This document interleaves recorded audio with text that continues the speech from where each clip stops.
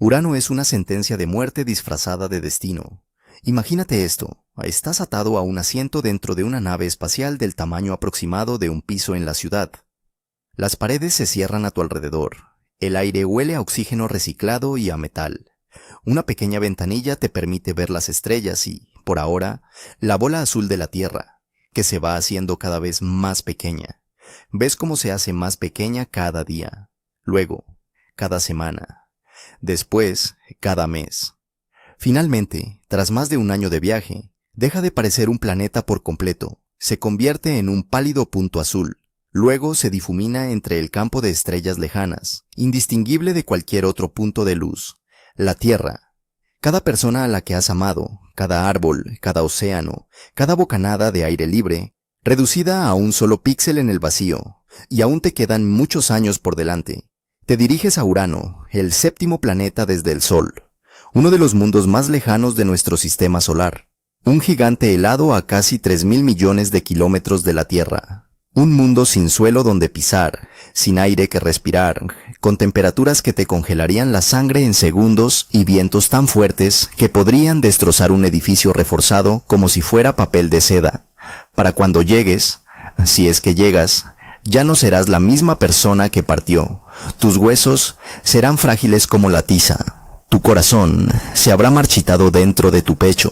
Tu cerebro sufrirá daños permanentes y cuantificables tras años de exposición a la radiación. Tus músculos se habrán atrofiado hasta convertirse en una sombra de lo que fueron. Es posible que tus ojos se hayan deteriorado sin remedio. Y aquí está lo más cruel de todo. Aunque quisieras dar media vuelta y volver a casa nada más llegar, el viaje de vuelta no haría más que rematar lo que el viaje de ida ya había empezado. El daño ya estaría hecho, el instrumento estaría roto.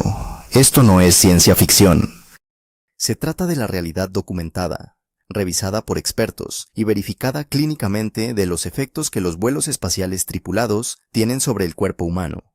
Y Urano está tan lejos que cada uno de estos efectos se produciría en un plazo de tiempo que los haría no solo perjudiciales, sino permanentes y posiblemente mortales. Urano fue identificado oficialmente por primera vez como planeta por el astrónomo británico William Herschel el 13 de marzo de 1781, lo que lo convirtió en el primer planeta descubierto con la ayuda de un telescopio. Antes de Herschel, los astrónomos ya habían visto a Urano en múltiples ocasiones, incluso desde 1690, pero siempre habían dado por sentado que se trataba de una estrella tenue y anodina. Herschel lo observó con más detenimiento, se dio cuenta de que se movía y cambió para siempre nuestra comprensión del sistema solar. Quería bautizar al planeta como Georgium Sidus, la estrella de Jorge, en honor al rey Jorge III. Afortunadamente, la comunidad científica optó por el nombre romano del dios del cielo. Desde aquella noche de 1781, la humanidad ha enviado exactamente una nave espacial para estudiar Urano de cerca. La Voyager 2, que pasó junto al planeta en enero de 1986.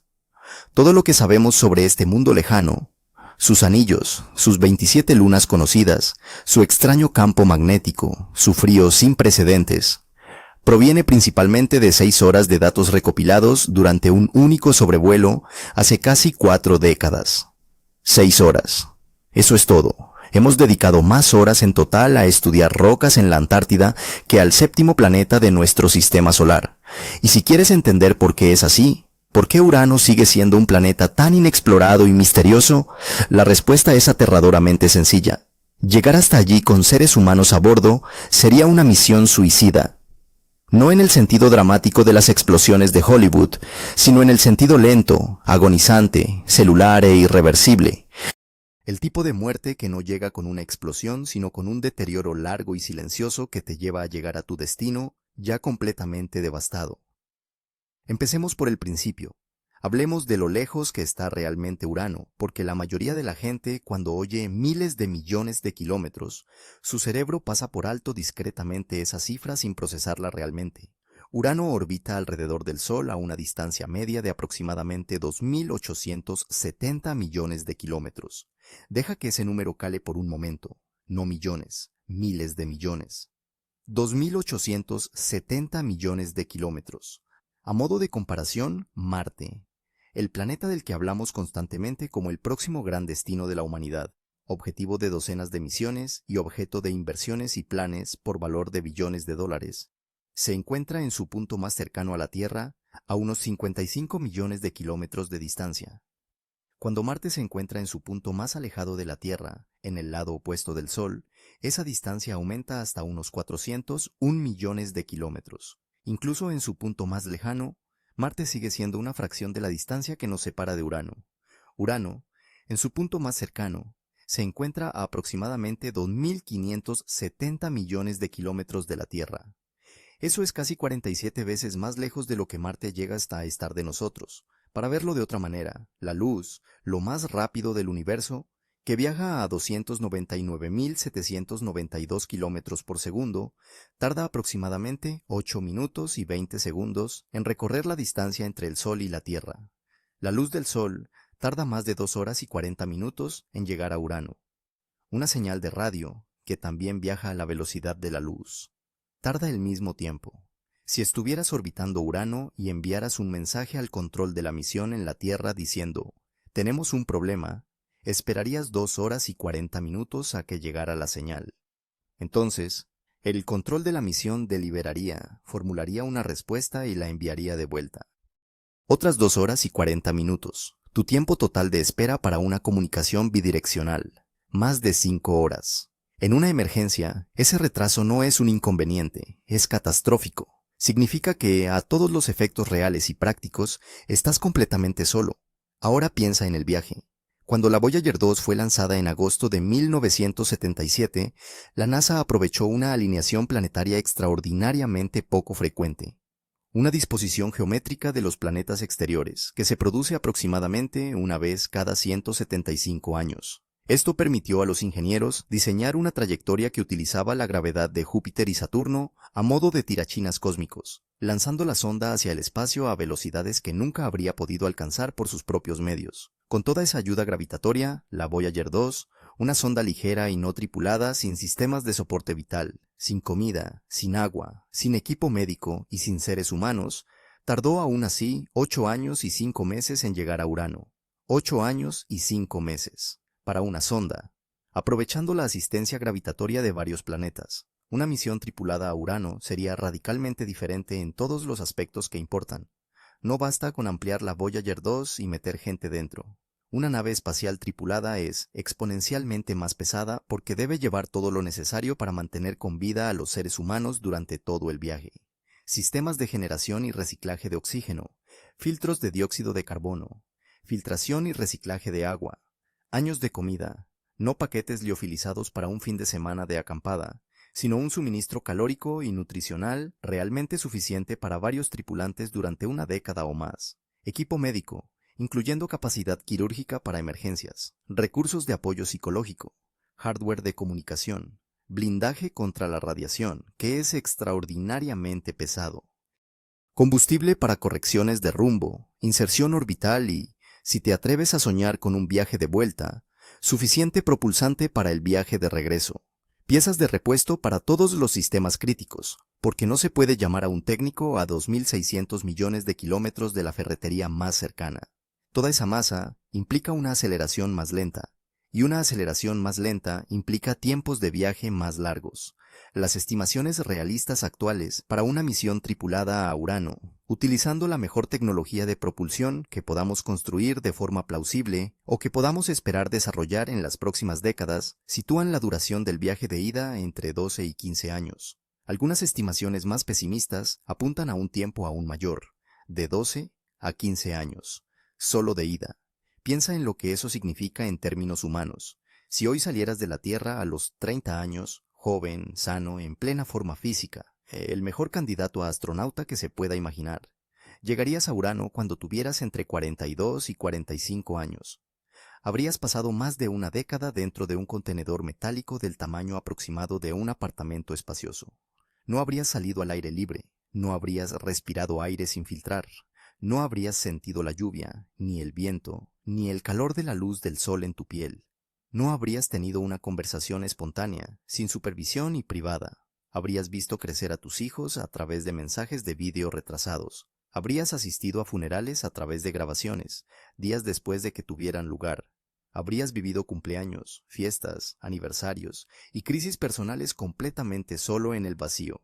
Y eso, suponiendo que todo salga a la perfección, sin fallos en los equipos, sin emergencias médicas, sin conflictos entre la tripulación, sin crisis nerviosas. Todo exactamente según lo previsto, lo cual, en la historia de la exploración espacial, nunca ha sido así en ninguna misión.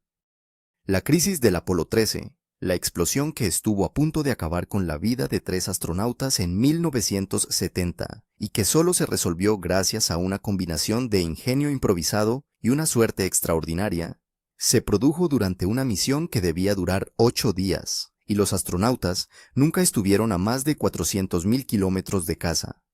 En una misión a Urano, estarías 7.000 veces más lejos, y una crisis similar significaría simplemente el fin. Allí no habría ningún regreso dramático, ningún rescate, ninguna solución improvisada comunicada en tiempo real con el control de la misión. Estarías demasiado lejos, demasiado solo y demasiado aislado. Si te metieras ahora mismo en un comentario, ¿cuánto tiempo crees que podrías aguantar dentro de una habitación metálica con otras 3 personas y sin ventanas al mundo exterior? ¿Una semana? ¿Un mes? Deja tu respuesta abajo. Se trata de una cuestión que los investigadores estudian de verdad, y las respuestas son fascinantes y aterradoras. Y ya que estás, dale al botón de me gusta, si esto te parece tan alucinante como creemos que debería. Hablemos del primer enemigo. No se ve, no se nota, no huele. Pero desde el momento en que tu nave espacial abandone el refugio de la magnetosfera terrestre, la burbuja magnética protectora que rodea nuestro planeta, empezará a matarte. Lentamente, de forma invisible y sin piedad. Ese enemigo es la radiación cósmica. En la Tierra, estamos extraordinariamente bien protegidos ni de la radiación espacial. El campo magnético de nuestro planeta desvía las partículas cargadas procedentes del Sol y del espacio profundo. Nuestra atmósfera añade otra capa de protección, absorbiendo y dispersando los fotones y partículas de alta energía antes de que lleguen al suelo. El resultado es que una persona típica que vive al nivel del mar absorbe aproximadamente entre 2 y 3 milisieverts de radiación al año procedentes de todas las fuentes combinadas. Esa es una dosis que tu cuerpo puede reparar sin dificultad. El daño es real, pero tus mecanismos de reparación celular son más que suficientes para mantener el ritmo.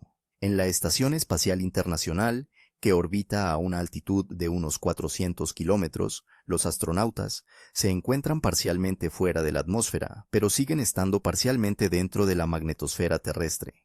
Aún así, reciben aproximadamente 150 milisieverts de radiación al año, lo que supone entre 50 y 75 veces la dosis anual a nivel del mar. La NASA realiza un seguimiento minucioso de esto, porque es importante. Los estudios realizados a los astronautas de la ISS muestran cambios medibles en su ADN, sus sistemas cardiovasculares y la estructura de su cerebro, incluso transmisiones que duran tan solo 6 meses. En el espacio profundo, más allá de la magnetosfera terrestre, en dirección a los planetas exteriores, no hay ningún escudo, ninguno. Los rayos cósmicos galácticos llegan desde todas las direcciones, partículas de alta energía aceleradas hasta casi la velocidad de la luz por supernovas, y otros fenómenos cósmicos violentos que tienen lugar a miles de millones de años luz de distancia. Los eventos de partículas solares, erupciones del Sol que lanzan miles de millones de toneladas de partículas cargadas al espacio, pueden disparar las dosis de radiación a niveles peligrosos en cuestión de horas, casi sin previo aviso. La actual generación de blindajes de las naves espaciales puede reducir estas dosis, pero no llega ni de lejos a eliminarlas. El límite de radiación profesional vigente de la NASA para los astronautas se define como la dosis que supone un aumento del 3% en el riesgo de padecer un cáncer mortal a lo largo de la vida del astronauta. Para un hombre de 35 años con buena salud, ese límite es de aproximadamente 1000 milisieverts. Para una mujer de 35 años es inferior, alrededor de 800 milisieverts, porque las mujeres tienen un mayor riesgo de padecer cáncer a lo largo de su vida, debido a la exposición a la radiación. Un viaje de ida y vuelta a Marte, que dura entre 500 y 900 días en total dependiendo del perfil de la misión, expondría a un astronauta de la misión a una dosis de entre 600 y 1200 milisieverts. Eso ya se acerca o supera los límites de la NASA para una sola misión. Una misión a Urano no solo sobrepasaría esos límites, los anularía por completo. Un viaje de ida y vuelta de entre 25 y 30 años por el espacio profundo, sumado a la proximidad al caótico y parcialmente deteriorado campo magnético de Urano, expondría a los tripulantes a dosis de radiación que no serían 2 o 3 veces superiores al límite profesional. Serían 10, 15 o 20 veces superiores al límite profesional.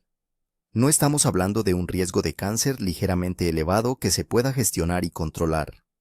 Estamos hablando de una certeza, no de la posibilidad de un cáncer inducido por la radiación, sino de la casi certeza de que se producirá, junto con una cascada de otros efectos de la radiación que actuarían sobre el cuerpo simultáneamente a lo largo de toda la misión. Esto es lo que la radiación provoca realmente en el organismo humano, ya que la expresión exposición a la radiación se utiliza a menudo sin que la gente comprenda lo que significa a nivel celular. La radiación cósmica daña los tejidos principalmente a través de la ionización, es decir, el proceso por el que se arrancan electrones de los átomos dentro de las células del cuerpo.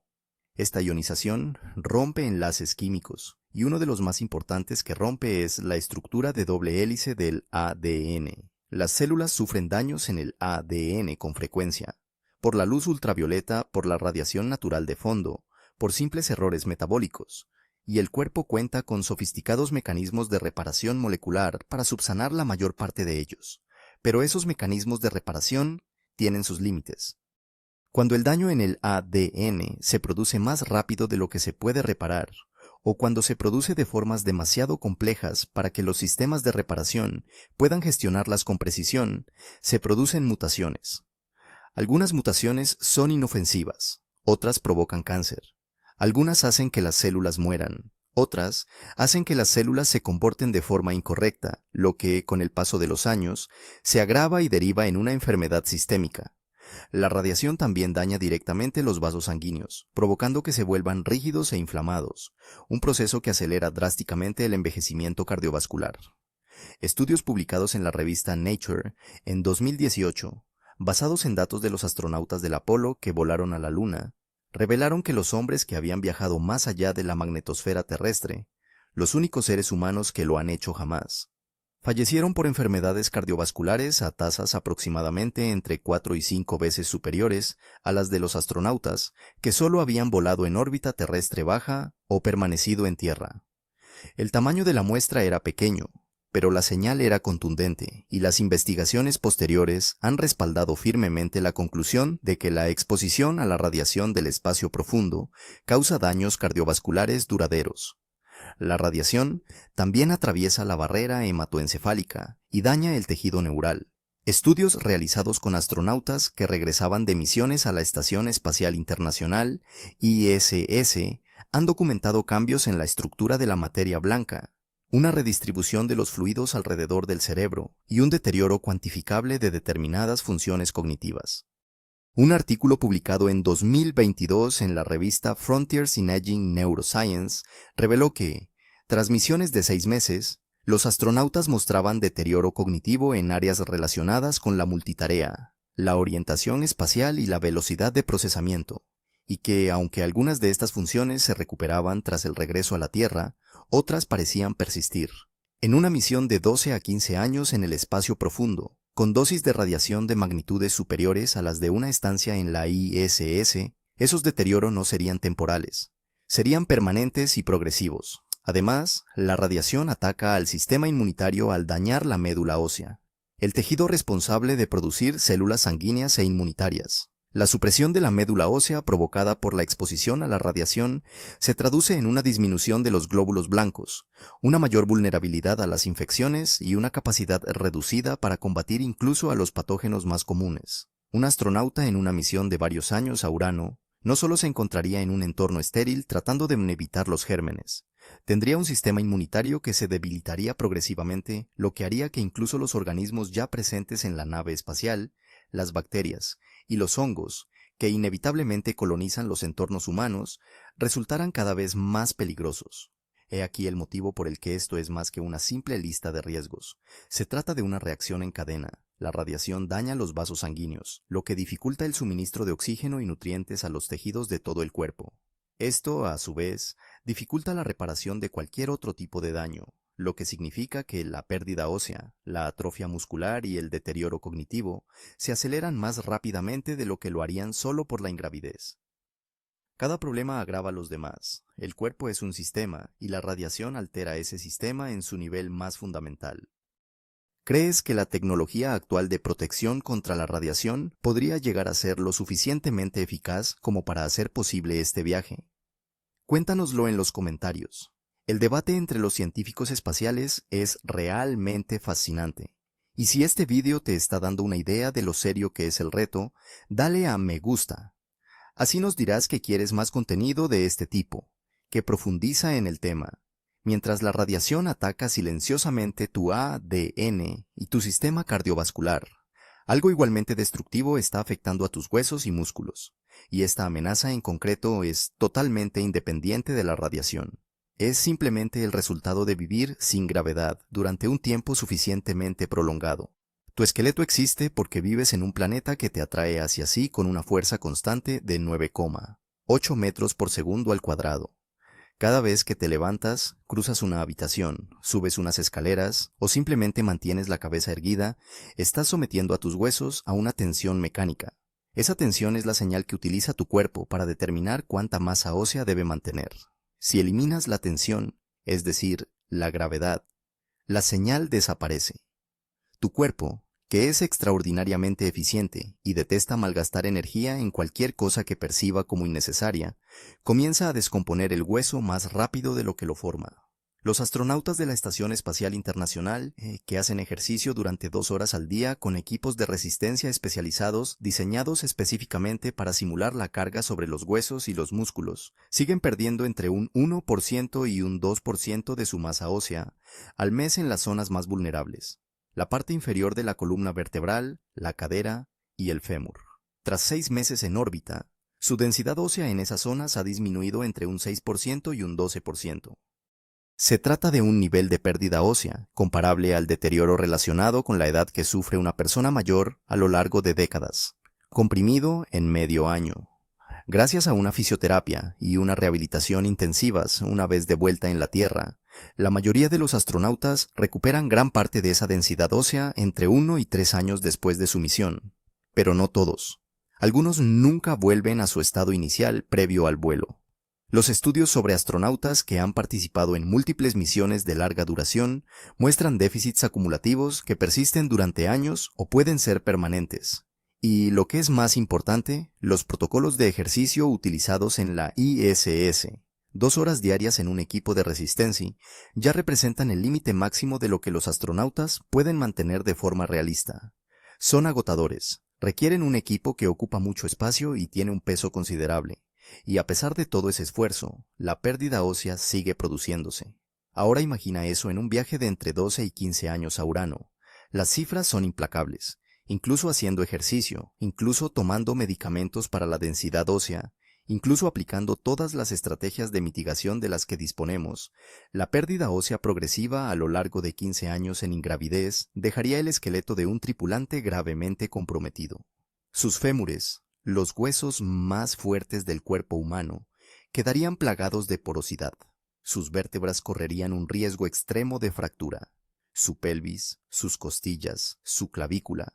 Todo ello debilitado hasta niveles que harían que el simple hecho de caminar por un planeta con una gravedad similar a la de la Tierra supusiera un grave riesgo de fracturas espontáneas. Y recuerda, tras el viaje sin retorno a Urano, el objetivo sería entrar en órbita alrededor de un planeta. Un planeta con una masa 14,5 veces superior a la de la Tierra, lo que significa que su fuerza gravitatoria, si por alguna razón descendieras a su atmósfera, te expondría a una gravedad considerablemente mayor que la que experimentarías estando de pie en la superficie terrestre. Pero ni siquiera hace falta entrar en la atmósfera de Urano para que la gravedad se convierta en tu enemigo. Volver a la gravedad terrestre tras 15 años en ingravidez, aunque de alguna manera hubieras logrado regresar a casa, equivaldría, desde el punto de vista fisiológico, a pedirle a alguien que hubiera estado postrado en cama e inmóvil durante 15 años que, de repente, corriera a toda velocidad por una habitación. Las fuerzas que se generarían simplemente superarían lo que el esqueleto podría soportar. Tus músculos siguen la misma trayectoria.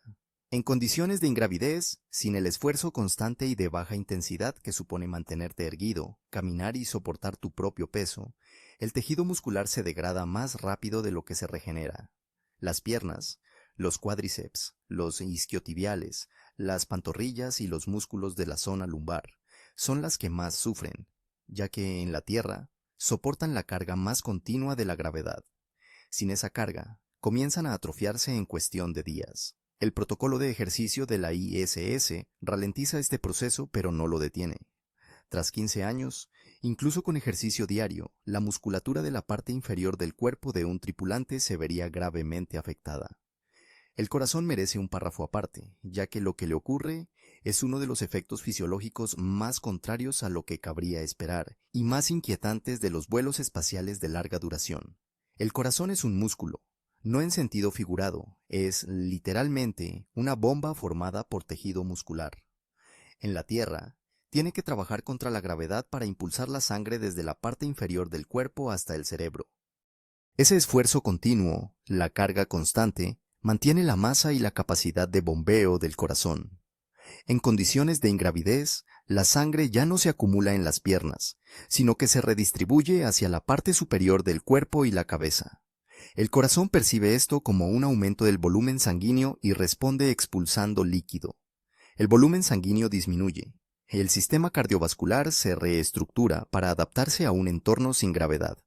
Como parte de esta reestructuración, el corazón pierde masa. Las investigaciones de la NASA sobre los astronautas han documentado la atrofia cardíaca durante los vuelos espaciales, el encogimiento físico del corazón, junto con cambios en la forma de las cavidades cardíacas, alteraciones en las señales eléctricas que coordinan los latidos del corazón y reducciones en la capacidad de bombeo general.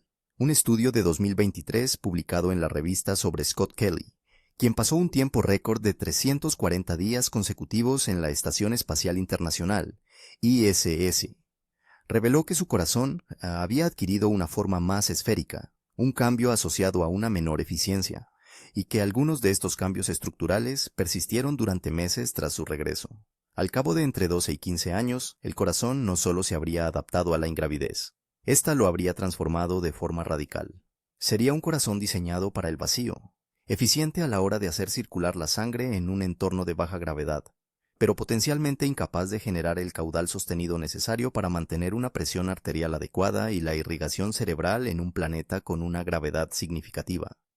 Los astronautas que regresan de misiones de tan solo 6 meses en la Estación Espacial Internacional, ISS, suelen sufrir hipotensión ortostática al aterrizar, una caída repentina de la presión arterial cuando intentan ponerse de pie, lo que provoca mareos, desmayos y, en algunos casos, una breve pérdida de conciencia. Sus sistemas cardiovasculares son simplemente incapaces de adaptarse con la suficiente rapidez a la exigencia de bombear sangre hacia arriba contra la gravedad terrestre. Con cuidados de apoyo y tiempo, la mayoría se recupera, pero tras 15 años en ingravidez, la adaptación no llevaría semanas. Podría ser fisiológicamente imposible. Cuéntanos en los comentarios qué es lo que más te sorprende de todo esto. La pérdida ósea, el encogimiento del corazón o algo completamente distinto. La sección de comentarios de estos vídeos sobre el espacio profundo siempre se convierte en uno de los mejores debates científicos de todo Internet. Y si aún no te has suscrito, ahora es el momento perfecto. Pulsa el botón de suscribirse y la campana de notificaciones para no perderte ninguna de estas exploraciones. Imaginemos, por un momento, solo como ejercicio mental, dejando de lado todo lo que acabamos de comentar, que sobrevives al viaje, 15 años, llegas a Urano, destrozado y mermado de las formas que hemos descrito, pero vivo.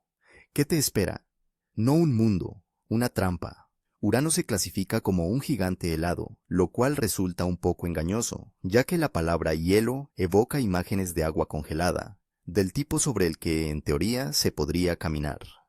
La realidad es mucho más extraña y hostil. Urano está compuesto principalmente por una mezcla fluida, caliente y densa de agua, metano y amoníaco, comprimida bajo una presión enorme y rodeada por una densa atmósfera de hidrógeno, helio y gas metano. No hay superficie sólida, no hay suelo rocoso, no hay un límite definido entre la superficie del planeta y su atmósfera. Si descendieras a Urano en una nave espacial, no aterrizarías. Simplemente seguirías descendiendo, encontrando una presión y una temperatura cada vez mayores, hasta que la nave espacial quedara aplastada. La propia NASA ha declarado claramente que las presiones extremas en las profundidades de Urano destruirían cualquier estructura metálica que fuéramos capaces de construir. Este no es un mundo que se pueda explorar a pie. No es un mundo en el que se pueda posar un módulo de aterrizaje. Ni siquiera es un mundo cuyos límites se puedan definir con claridad. La atmósfera de Urano ostenta otro récord. Es la atmósfera planetaria más fría de todo nuestro sistema solar. Es más fría que la de Neptuno, a pesar de que Neptuno orbita a más de 1.000 millones de kilómetros de distancia del Sol. Este es uno de los misterios, es que aún envuelven a Urano. Apenas emite calor interno, mientras que Neptuno irradia aproximadamente 2,6 veces más energía de la que recibe del Sol. Los científicos creen que esto podría estar relacionado con algún tipo de barrera térmica en las profundidades de Urano que impide que el calor interno se escape, pero el mecanismo sigue sin entenderse bien. En la parte superior de las nubes de Urano, las temperaturas caen hasta los menos 224 grados Celsius. Eso supone 49 grados menos que la temperatura más baja jamás registrada en la superficie terrestre, los menos 89,2 grados Celsius de la Antártida en 1983, y es más frío que cualquier entorno que un ser humano haya experimentado y del que haya sobrevivido. A esas temperaturas, la piel expuesta se congelaría y sufriría daños celulares irreparables en cuestión de segundos. Los metales se vuelven frágiles, las juntas de goma fallan, los lubricantes se solidifican. Los retos de ingeniería que supone mantener una nave espacial operativa en esas condiciones son considerables incluso para las sondas no tripuladas. Para un vehículo tripulado serían extremos. La atmósfera con la que se encontraría un hipotético astronauta en las capas externas de Urano está compuesta por aproximadamente un 83% de hidrógeno, un 15% de helio y alrededor de un 2% de metano, junto con trazas de otros compuestos, como el amoníaco y el sulfuro de hidrógeno. Este último compuesto, el sulfuro de hidrógeno, es la molécula responsable del característico olor a huevos podridos. En 2018, los astrónomos confirmaron su presencia en la atmósfera superior de Urano. La confirmación fue interesante desde el punto de vista científico, pero lo que significa en la práctica es que si de alguna manera pudieras respirar el aire de Urano, la última sensación que experimentarías antes de que la falta de oxígeno, el frío letal y la presión aplastante acabaran contigo sería el hedor insoportable de una enorme caja de huevos cósmica que se ha echado muy, muy mal. No hay oxígeno, no hay aire respirable. No hay nada en esta atmósfera que un organismo biológico que haya evolucionado en la Tierra pueda utilizar para mantenerse con vida. Y luego está el viento. Urano puede parecer liso y tranquilo en las fotografías de la Voyager 2, una esfera lisa de color azul verdoso pálido, sin sistemas de tormentas evidentes ni franjas de nubes espectaculares. Pero las apariencias engañan. La velocidad del viento en la atmósfera de Urano puede alcanzar aproximadamente los 900 kilómetros por hora en las latitudes medias. Los huracanes más potentes de la Tierra, tormentas de categoría 5 capaces de arrasar ciudades, provocar marejadas ciclónicas que inundan costas enteras y causar destrucción continuada durante días, tienen velocidades máximas sostenidas de viento de entre 250 y 300 kilómetros por hora. Los vientos atmosféricos habituales de Urano son 3 veces más fuertes que el peor huracán jamás registrado en la Tierra. Cualquier estructura que se viera envuelta en esos vientos, cualquier hábitat, cualquier vehículo, cualquier módulo de aterrizaje, quedaría destrozada, no de forma gradual, ni a lo largo de varios días, de forma inmediata. Las fuerzas aerodinámicas en juego superarían los límites estructurales de cualquier cosa que sepamos construir. Y luego está esa característica de Urano que lo distingue de todos los demás mundos del sistema solar. Lo que lo hace no solo hostil, sino cósmicamente extraño: la inclinación. La Tierra tiene una inclinación de unos 23,4 grados con respecto al plano de su órbita alrededor del Sol. Esta inclinación es la que nos da nuestras 4 estaciones, esa ligera inclinación que hace que en diferentes momentos del año hemisferios diferentes estén orientados de forma hacia el Sol.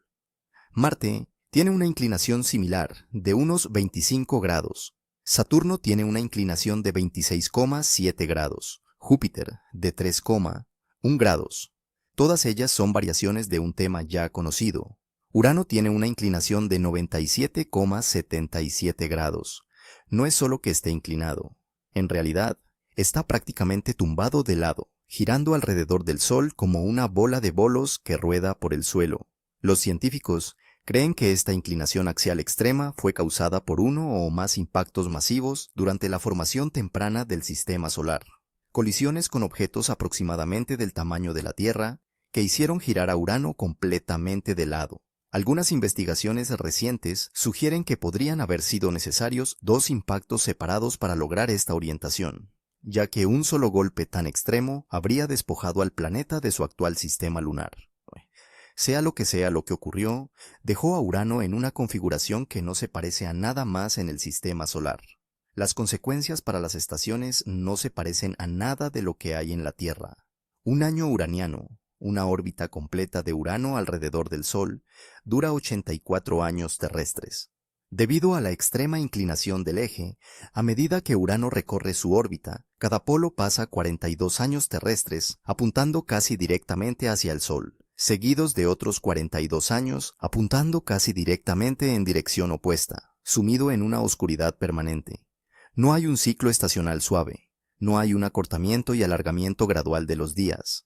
Solo hay dos condiciones extremas: 42 años de luz solar casi continua y 42 años de oscuridad casi total.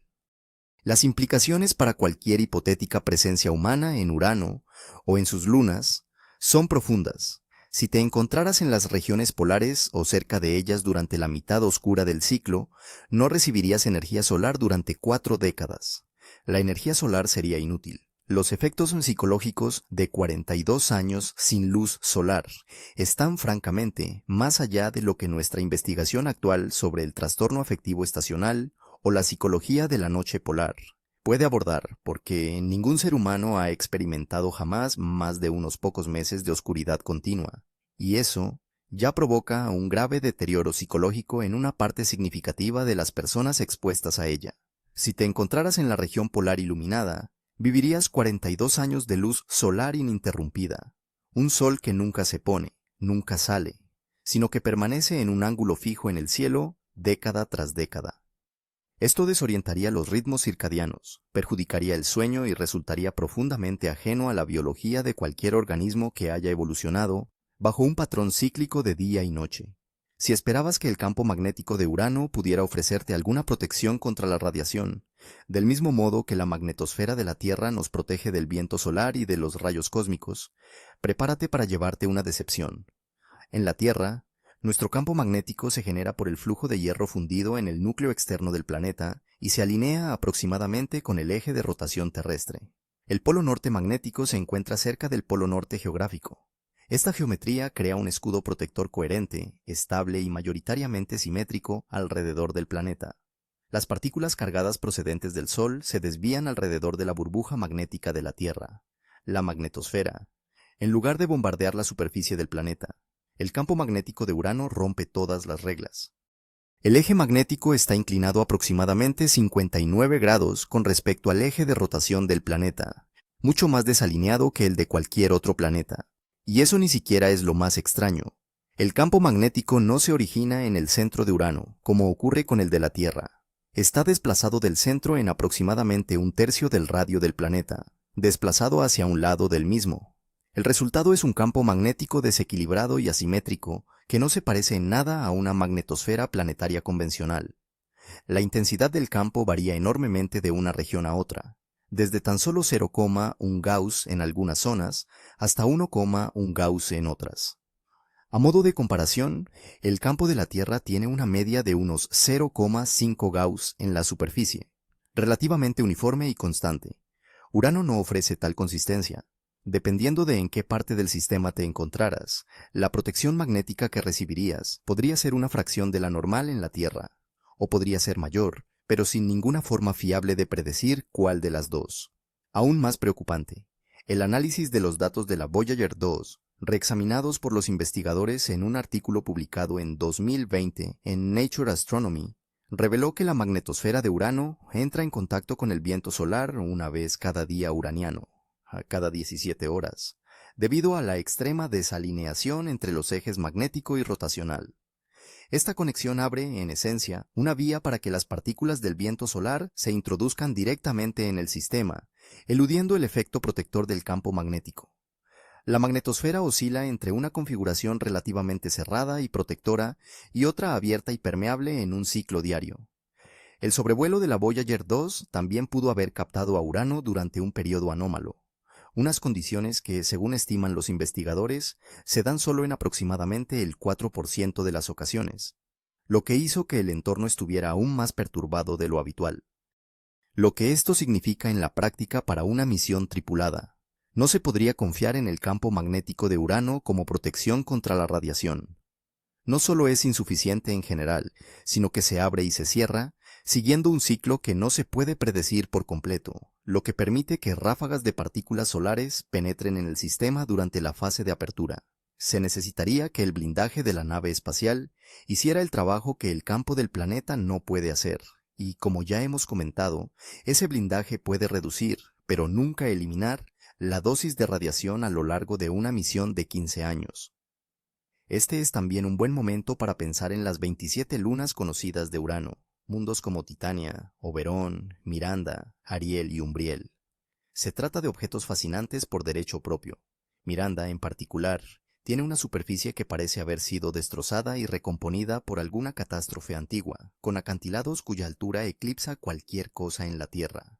Se estima que Verona Rupes, en Miranda, tiene entre 5 y 10 kilómetros de altura, aproximadamente 10 veces la altura de las paredes del Gran Cañón, pero, a pesar de su interés geológico, estas lunas no ofrecen ningún refugio. Están sometidas al mismo frío extremo que su planeta madre. No cuentan con ningún escudo magnético protector. Pasaban por ciclos de décadas de oscuridad.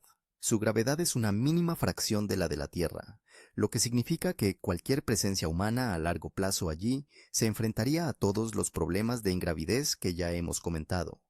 Son objetos hermosos para estudiar desde la distancia. No son un lugar para vivir.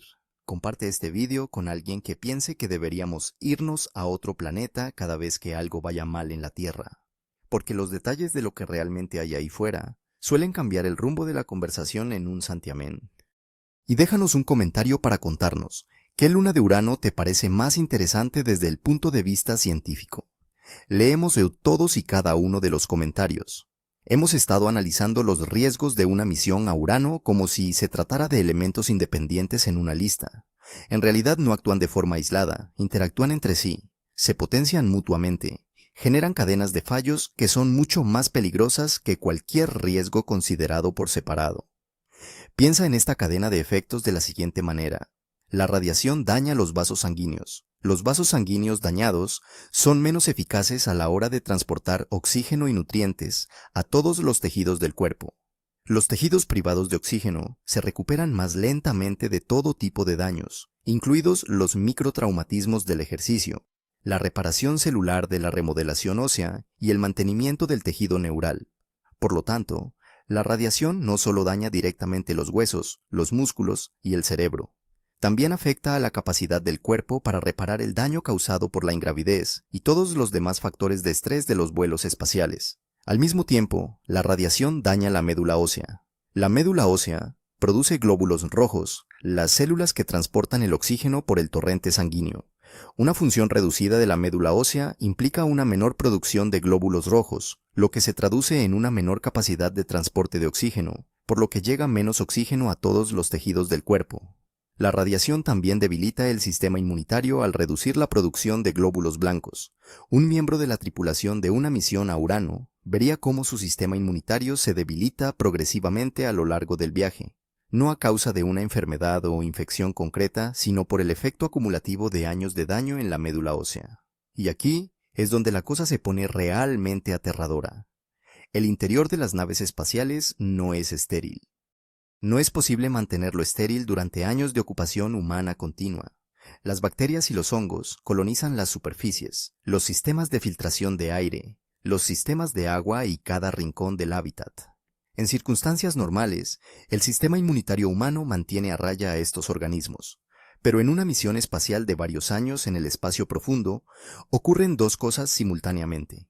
El entorno microbiano de la nave espacial se vuelve más agresivo. Estudios de los datos del microbioma de la ISS han demostrado que ciertas bacterias y hongos evolucionan hacia cepas más resistentes y potencialmente patógenas en el entorno espacial, y el sistema inmunológico de los tripulantes se debilita progresivamente. La combinación es una colisión a cámara lenta entre un huésped debilitado y un entorno cada vez más hostil. La dimensión psicológica también contribuye a esta cascada.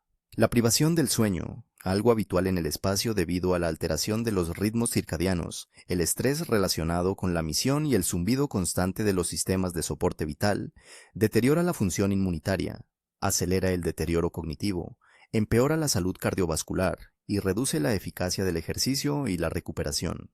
La depresión y la ansiedad alteran la función inmunitaria a través de vías neuroinmunológicas bien documentadas. Los conflictos interpersonales dentro de una tripulación pequeña y aislada generan estrés psicológico crónico, lo que eleva los niveles de cortisol, lo que a su vez suprime aún más la función inmunitaria y acelera el envejecimiento cardiovascular. Incluso la comida, cuidadosamente formulada para ser nutricionalmente adecuada, pero que inevitablemente se vuelve monótona y psicológicamente insatisfactoria, con el paso de los años, tiene efectos documentados sobre la salud de la microbiota intestinal y la función inmunitaria. Ninguno de estos riesgos es una proyección hipotética. Todos ellos se basan en investigaciones realizadas con astronautas de la ISS, miembros de la tripulación de estaciones antárticas, tripulaciones de submarinos y participantes en estudios de aislamiento. Los datos existen, la cascada es real. Y lo que nos dicen los datos es que una misión de 6 meses a la ISS ya pone a prueba los límites de lo que el cuerpo humano puede tolerar y de lo que puede recuperarse. Una misión de 15 años a Urano no sería 30 veces más dura que una misión a la ISS. Sería categóricamente diferente, un régimen completamente nuevo de daño acumulativo, en el que los sistemas de reparación y adaptación del cuerpo no solo se ven sometidos a estrés, sino que quedan permanentemente desbordados. Hay un aspecto de la misión a Urano que no es puramente físico, y puede que sea el más devastador de todos.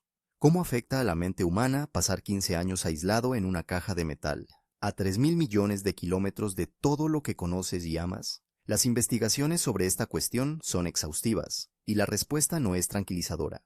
Entre los estudios de aislamiento más ambiciosos realizados en la Tierra se encuentra el experimento Mars 500, en el que 6 voluntarios pasaron 520 días en un hábitat sellado en Moscú entre 2010 y 2011, simulando una misión a Marte.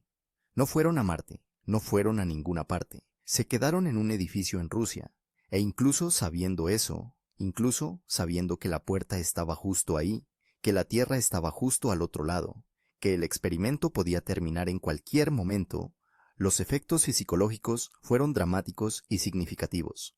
La tripulación desarrolló patrones de comportamiento sedentario. Su actividad física se redujo drásticamente con el tiempo. Los trastornos del sueño se generalizaron.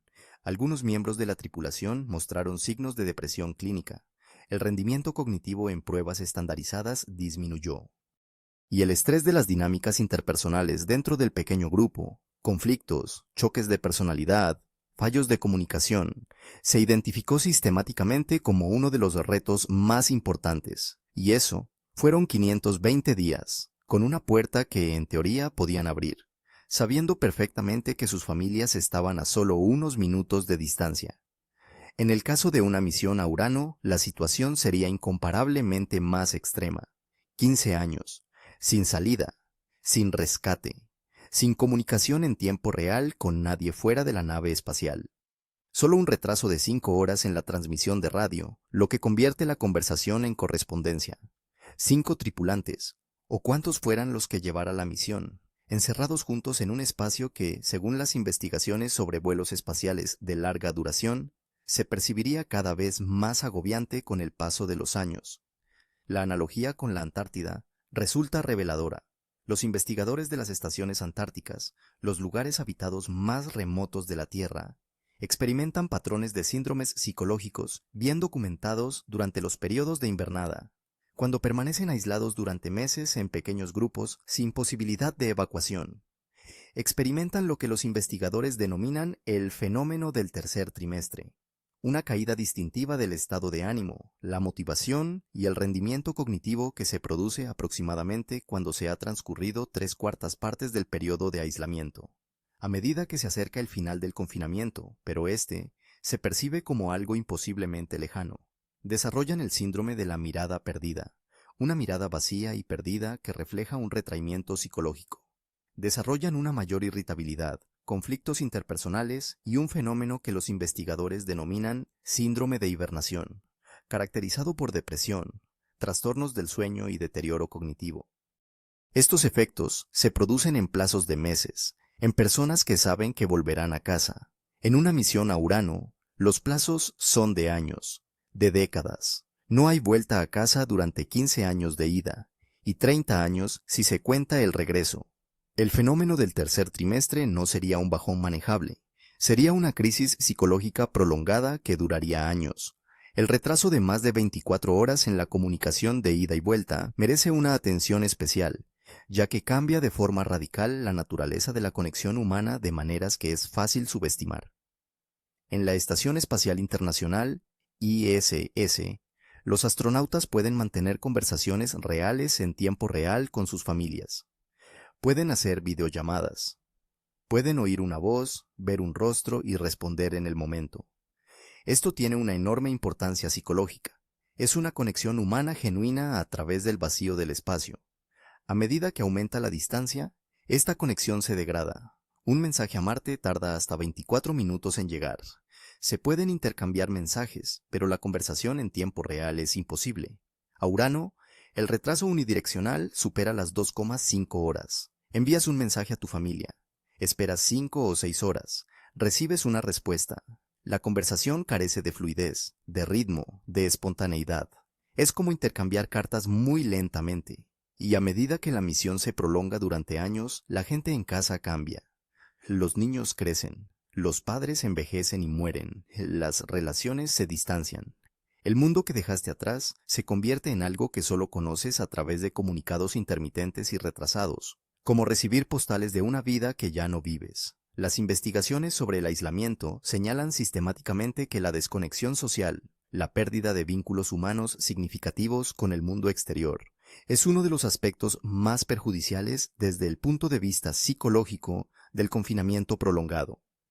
En una misión a Urano, esa desconexión sería total, irreversible mientras durara la misión, y se vería agravada por la certeza de que, incluso si la misión se completara con éxito, no se podría regresar a casa hasta 15 años después de la llegada. ¿Cuánto tiempo crees que los seres humanos serían capaces, de forma realista, de mantener su salud psicológica en esas condiciones? ¿Existe algún tipo de selección de tripulación, entrenamiento o apoyo psicológico que pudiera hacer esto viable? Cuéntanos tu opinión en los comentarios. Esta es, sin duda, una de las preguntas más importantes y menos valoradas de todo el ámbito de los vuelos espaciales tripulados. Y si has llegado hasta aquí en el vídeo, en serio, gracias. Pulsa el botón de suscribirse si quieres seguir explorando los límites de lo que es posible y lo que no. Enfrentémonos al desenlace de todo esto. Imaginemos, con generosidad y optimismo, dejando de lado toda probabilidad, que una tripulación llega a Urano. 15 años de viaje. Llegan, entran en órbita, investigan, cumplen su misión científica. Y entonces, tras haber desafiado todos los riesgos físicos y psicológicos que hemos descrito, ponen rumbo a casa y comienzan el viaje de vuelta. 15 años más. En el mejor de los casos, 30 años en total en el espacio, posiblemente más. Cuando esta tripulación finalmente se acerque a la Tierra, si sobreviven al viaje de regreso, si la nave aguanta, si no fallan más sistemas, si la cohesión psicológica de la tripulación resiste 3 décadas de confinamiento, ¿en qué se habrán convertido? Volverán como seres que ya no pertenecen a este planeta. Sus huesos habrían perdido tanta masa y densidad que el simple hecho de mantenerse de pie bajo la gravedad terrestre supondría un riesgo de fractura, no por una caída, ni por un esfuerzo inusual, sino por la simple y rutinaria carga mecánica que supone mantenerse erguido, una carga que los huesos humanos sanos soportan sin esfuerzo. pero que los huesos debilitados por 30 años de ingravidez podrían no soportar. Los fisioterapeutas que trabajan con los astronautas que regresan de la ISS, personas que han estado en el espacio durante 6 meses, describen el proceso de rehabilitación como extenso y exigente.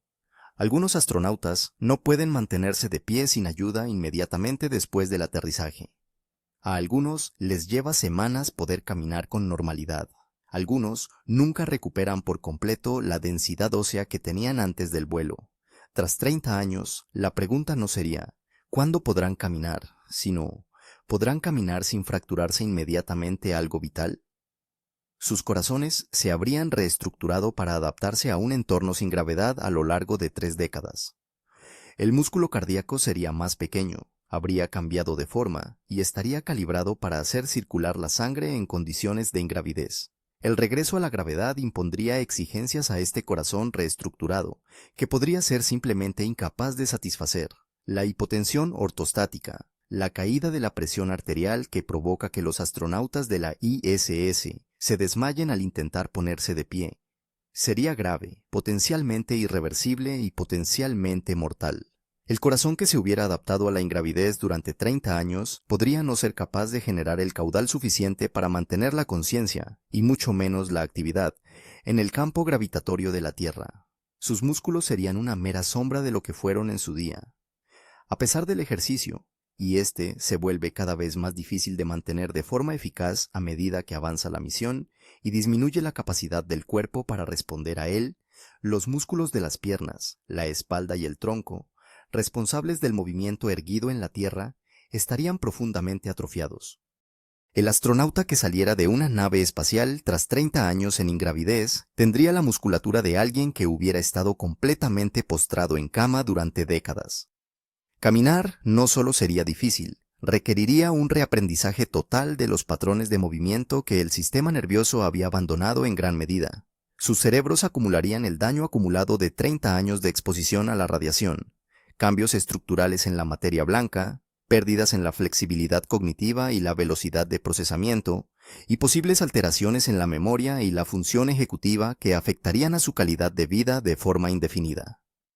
Sus ojos, una vulnerabilidad conocida en los vuelos espaciales de larga duración, en los que los cambios de presión intracraneal provocan que el globo ocular se aplane ligeramente y alteren la agudeza visual en una afección denominada síndrome neuroocular.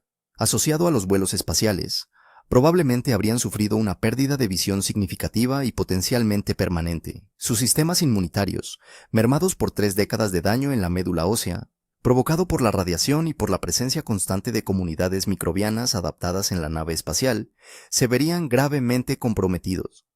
La reexposición a toda la gama de patógenos presentes en el entorno terrestre, patógenos con los que el sistema inmunitario no se había enfrentado en 30 años y para los que podría ya no estar preparado, podría provocar enfermedades graves que una persona sana superaría sin problemas. Los fisiólogos y especialistas en rehabilitación que recibirían a esta tripulación no estarían dando la bienvenida a héroes que necesitaban descansar y recibir fisioterapia. Estarían recibiendo a pacientes que habían sido sometidos al viaje más largo y fisiológicamente más devastador de la historia de la humanidad, y que podrían necesitar asistencia médica intensiva durante el resto de sus vidas. Algunos de los daños, la reestructuración cardiovascular, la pérdida ósea, la lesión neural, serían irreparables. El cuerpo que bajara de esa nave espacial no sería el mismo que había abandonado la Tierra 30 años antes. Se habría convertido en algo moldeado por un entorno extraño a lo largo de 3 décadas, y devolverlo a sus condiciones originales podría ser realmente imposible. Aquí es donde siempre surge la pregunta obvia. Si enviar a seres humanos es tan peligroso y tan perjudicial, ¿por qué no enviar simplemente robots? La respuesta es sí, exactamente. Eso es precisamente lo que deberíamos hacer. La exploración robótica de Urano no es un premio de consolación ni una solución de compromiso. Es el enfoque científicamente adecuado y tecnológicamente sensato para un mundo que, desde cualquier punto de vista, resulta letal para los seres humanos. Y los argumentos científicos a favor de una misión dedicada a Urano son realmente convincentes. En 2022, las Academias Nacionales de Ciencias, Ingeniería y Medicina publicaron el estudio decenal sobre ciencias planetarias y astrobiología. el documento que define las prioridades de la NASA para los próximos 10 años en el ámbito de las ciencias planetarias. Por primera vez en décadas, el estudio señaló una misión a Urano como la máxima prioridad para la década. No una misión a Marte, no un regreso a la Luna, un orbitador y una sonda a Urano. Una nave espacial dedicada que pasaría años en órbita alrededor de Urano, cartografiando su campo magnético, estudiando su atmósfera, investigando su estructura interior y examinando su fascinante y poco conocido sistema de anillos y lunas. Esta misión, el Uranus Orbiter and Probe, o UOP, transformaría nuestra comprensión de los gigantes helados. Y los gigantes helados revisten una enorme importancia para la ciencia planetaria, ya que los estudios de exoplanetas, planetas que orbitan alrededor de otras estrellas, sugieren que los mundos del tamaño de los gigantes helados podrían ser el tipo de planeta más común de la galaxia. Comprender Urano y Neptuno significa comprender la categoría de planetas más común del universo. La misión UOP llevaría instrumentos diseñados específicamente para estudiar las condiciones extremas de la atmósfera, el entorno magnético y el interior de Urano. Instrumentos que funcionarían con precisión precisamente porque no transportan pasajeros humanos, cuyas necesidades de supervivencia imponen restricciones al diseño, la masa y el perfil de la misión. El sobrevuelo de la Voyager 2 en 1986 nos permitió observar de cerca a Urano, por primera y única vez, 6 horas de datos. Reveló la existencia de 10 lunas hasta entonces desconocidas. Confirmó la existencia del sistema de anillos de Urano. Midió el campo magnético por primera vez y proporcionó datos sobre la temperatura, el EO y la atmósfera que los científicos siguen analizando casi 4 décadas después. Un orbitador que pasara años en Urano, en lugar de horas, supondría una transformación. Sería uno de los mayores logros científicos del siglo XXI, y no hace falta que nadie se acerque a él. La historia de la ciencia planetaria robótica está repleta de logros que han redefinido nuestra comprensión del sistema solar. Las sondas Voyager 1 y 2 exploraron el sistema solar exterior. La sonda Cassini pasó 13 años orbitando Saturno, donde descubrió columnas de hielo de agua que brotaban de Encélado, uno de los hábitats potenciales para la vida más prometedores jamás descubiertos.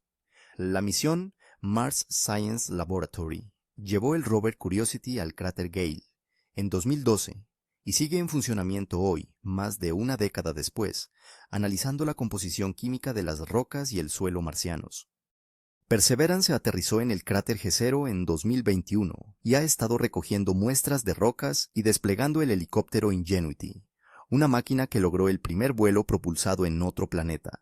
La sonda New Horizons sobrevoló Plutón en 2015 y reveló un mundo de inesperada complejidad y belleza, con montañas de nitrógeno congelado, glaciares en movimiento y una atmósfera llena de neblina. Ninguna de estas misiones requirió que un ser humano abandonara la magnetosfera terrestre. Todas ellas proporcionaron datos mucho más completos que cualquier información disponible anteriormente. Los robots no padecen cáncer. Los robots no pierden densidad ósea. Los robots no sufren depresión, ni se desmayan por hipotensión ortostática, ni padecen 30 años de deterioro fisiológico progresivo. Se puede enviar una sonda robótica a Urano, puede orbitar durante una década, puede hacer que las sondas atmosféricas se estrellen contra la parte superior de las nubes, puede estudiar todos los aspectos accesibles de este mundo extraño y fascinante, y puede hacerlo por una fracción del coste de una misión tripulada, y con una probabilidad de éxito que eclipsa cualquier cosa que pudiera lograr una tripulación humana. Esto no es una falta de ambición, es la aplicación correcta de la ambición. Tenemos que abordar un tema de frente, porque siempre sale a relucir cada vez que un vídeo como este trata sobre los retos de los viajes al espacio profundo. Siempre hay alguien que dice, pero al final terraformaremos otros planetas, Urano o algún otro lugar, se convertirá en el plan B de la humanidad. Y este argumento, que a primera vista parece razonable, refleja un profundo desconocimiento tanto de los plazos que conlleva como de las condiciones reales de los planetas que se proponen. Empecemos por Marte, que es el candidato más serio para la colonización humana. Marte tiene una temperatura media en superficie de unos menos 60 grados Celsius. Su atmósfera está compuesta en un 95% por dióxido de carbono, a una presión que ronda el 1% de la Tierra, demasiado escasa para respirar y demasiado escasa para ofrecer una protección significativa contra la radiación.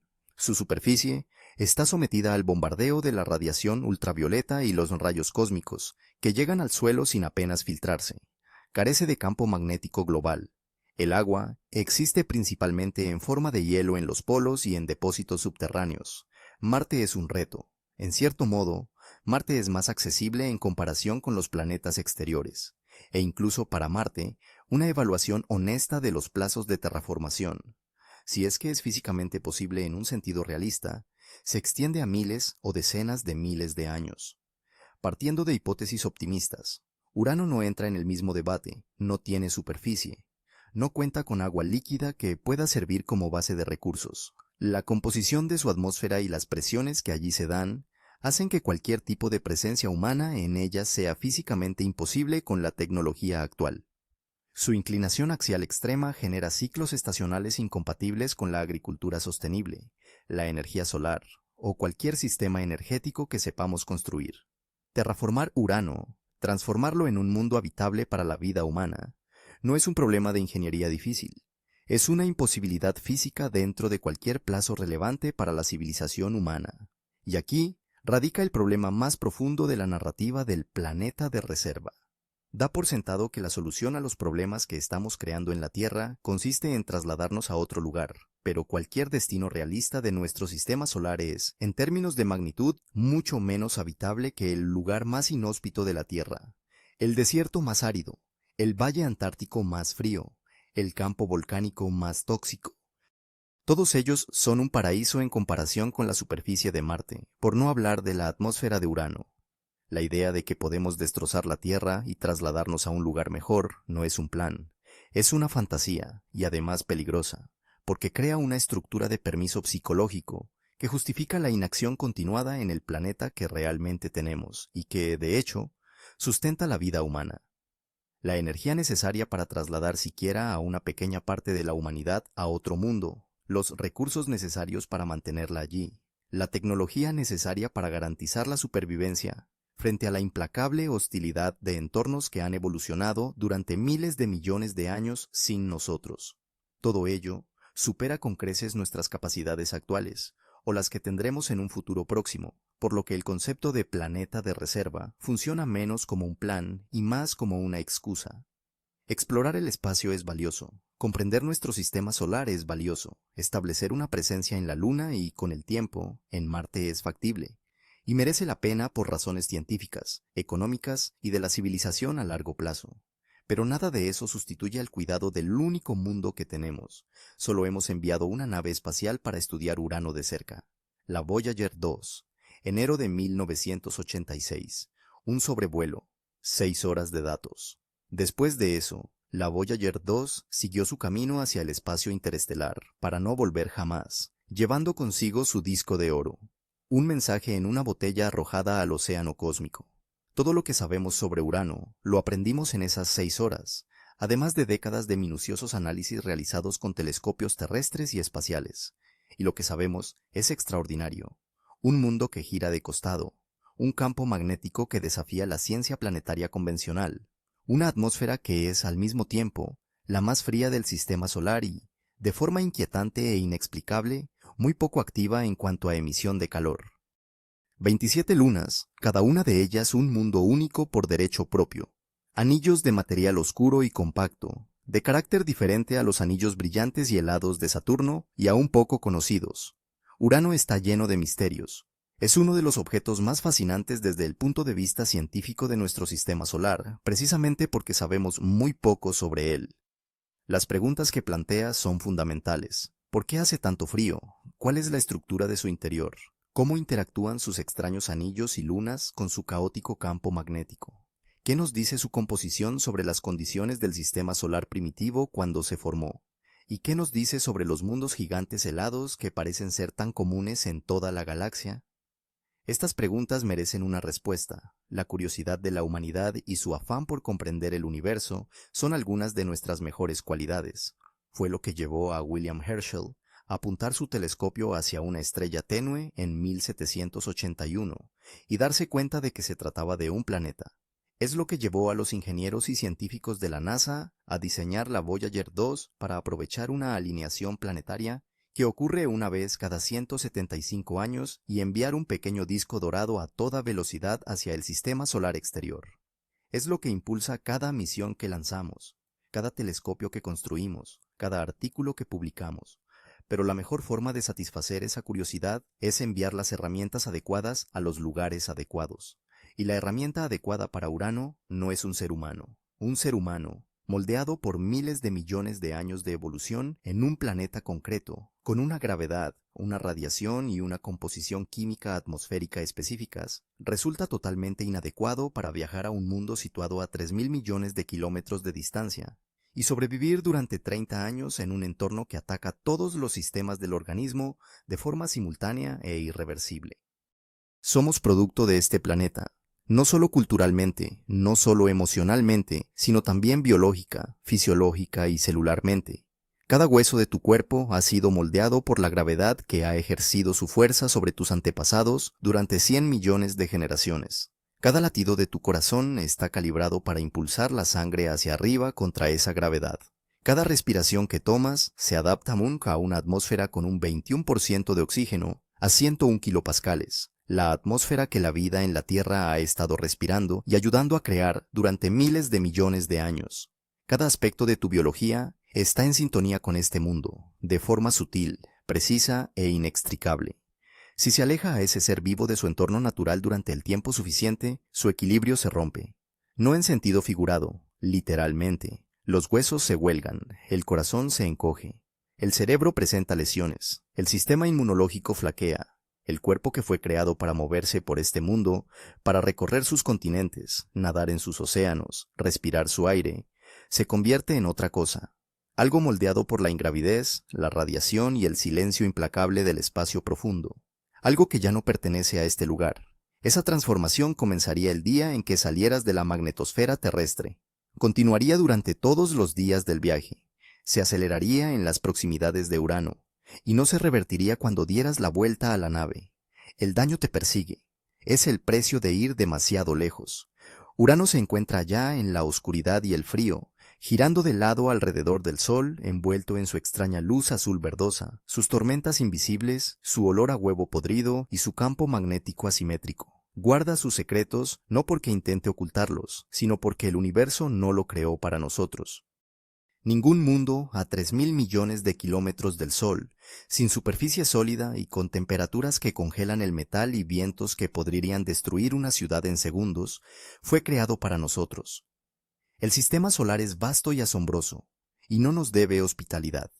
Nuestra labor, la labor de los científicos, de los ingenieros, de aquellos seres humanos curiosos que contemplan el cielo nocturno y sienten la atracción de esas luces lejanas, consiste en encontrar la forma adecuada de explorarlo, en ampliar los límites de tal manera que se amplíe nuestro conocimiento sin exigir sacrificios que no conduzcan a nada, en enviar nuestros instrumentos, nuestras sondas y nuestras naves espaciales guiadas por IA a lugares a los que nuestros cuerpos no pueden llegar, y en recibir sus datos y dejar que transformen nuestra forma de entender el universo.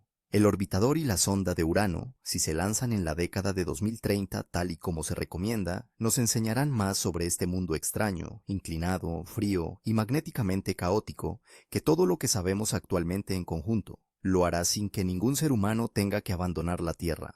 Lo hará porque hemos comprendido la diferencia entre la ambición y la imprudencia, porque sabíamos dónde estaba el límite y decidimos explorar utilizando herramientas adecuadas para la tarea.